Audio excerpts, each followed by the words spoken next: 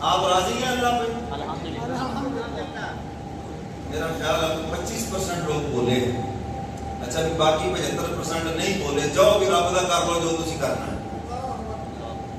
کیا کر لیں گے اس کا بھائی؟ میں نے آپ سے سوال کیا، آپ اللہ سے راضی ہیں؟ اللہ کی تقسیم پہ بھی راضی ہیں؟ تو پھر ہم حسد کیوں کرتے ہیں؟ کیوں بیماری ہے حسد کی؟ اور یہ شیطانی بیماری ہے۔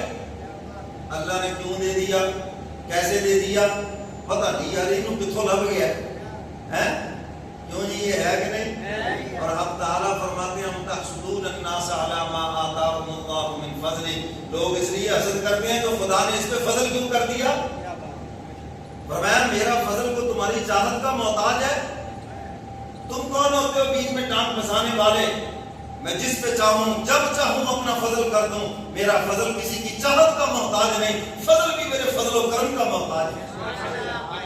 جس پہ چاہوں فضل کر دوں، جسے چاہوں گداگر بنا دوں، جسے چاہوں بادشاہ بنا دوں۔ ایک باپ کے 2 بیٹے ہیں، ایک کو غریب بنا دیا، ایک کو مالدار بنا دیا، میری تقسیم ہے، تم کون ہوتے ہو؟ اور میرے محترم سامعین، سب سے پہلے حسد کیا تھا شیطان نے، اور یہ ایسی بیماری ہے حسد کی، آج یہ لگی ہوئی ہے اور دینداروں کو زیادہ لگی ہوئی ہے، یاد رکھنا۔ اور یہ تکبر کی قسم ہے۔ تکبر دل میں رائی کے دانے کے برابر ہو، جنت میں جانا تو دور کی بات ہے، جنت کی خوشبو بھی نہیں سونگے گا۔ رائی کا دانہ کیا؟ سرسوں کا دانہ ہے۔ اور تکبر کی قسمیں ہیں، کسی کو عبادت کا تکبر ہے، میں بڑا نیک ہوں جی، کسی کو علم کا تکبر ہے، میرے جیسا علامہ فلاما ہی کوئی نہیں ادھر، کسی کو اپنے عہدے کا تکبر ہے، کسی کو اپنی دولت کا تکبر ہے، برادری کا تکبر ہے، پارٹی کا تکبر ہے۔ تکبر کی تو بڑی قسمیں ہیں، اور ان کے لیے دعوت فکر ہے۔ جاؤ ذرا قبرستان میں جا کے دیکھو، تم سے زیادہ حسینوں کی کیسے مٹی پلیت ہو رہی ہے۔ جاؤ جا کے دیکھو مالداروں کی کیا مٹی پلیت ہو رہی ہے، جو سمجھتے تھے ہمارے بغیر جہان نہیں چل سکتا، جو سمجھتے تھے ہمارے بغیر بزنس نہیں چل سکتا، جو سمجھتے تھے کہ گھر نہیں چل سکتا میرے بغیر، جاؤ جا کے دیکھو قبرستان میں وہ پڑے ہیں اور ہر چیز اپنی جگہ پہ چل رہی ہے۔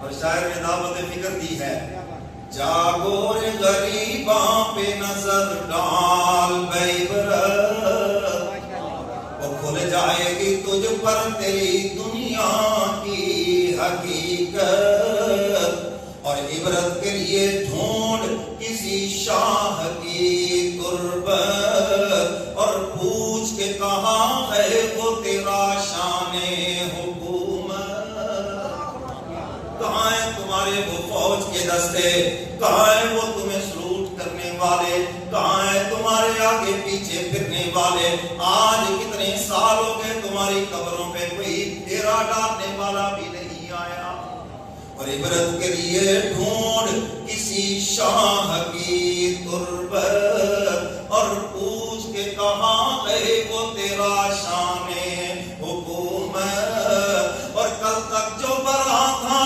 وہ غرور آج کہاں ہے، اے کاسہ سر بول کے تیرا تاج کہاں ہے، کل تک جو دماغوں کے اندر غرور بڑا ہوا تھا، اقتدار کا غرور، دولت کا غرور، برادری کا غرور، پارٹی کا غرور، آج یہ سارے غرور نکل گئے۔ اے سر کی کھوپڑی اگر کچھ بول کر بتا سکتی ہے تو بتا کہ تیرے ساتھ جہاں کیا بنی ہے۔ جاؤ جا کے دیکھو، بڑوں بڑوں کے غرور خاک میں مل گئے۔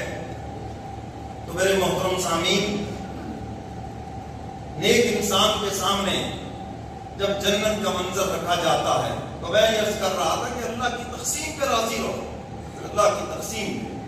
اور یہ حسد یہ شیطانی بیماری ہے، اس کی تھوڑی سی وضاحت کر دوں پھر میں آتا ہوں اپنے موضوع کی طرف۔ شیطان نے سب سے پہلے آدم علیہ السلام پہ حسد کیا، میں کو سجدہ کرو جی، میں اعلیٰ ہوں، آگ سے بنا آگ اوپر کو چڑھ دی ہے، یہ مٹی سے بنے، مٹی پاؤں کے نیچے، سجدہ مجھے کو ہونا چاہیے تھا۔ حسد کرنے کی وجہ سے کیا شیطان کو آدم علیہ السلام کا مقام مل گیا؟ نہیں، بولو بھائی، نہیں نہیں ملا، اور جس مقام پہ خود کھڑا تھا وہاں سے بھی نیچے گر گیا. اخرج فإنک رجیم، دفع ہو جا، نکل جا ہمارے دربار سے ذلیل ہو کر. حاسد کی یہی سزا ہے، جس پہ اس نے حسد کیا ہے وہ نعمت اس کو کبھی نہیں ملے گی. کسی کی گاڑی پہ حسد کیا ہے، یاد رکھو وہ گاڑی کبھی نہیں ملے گی آپ کو.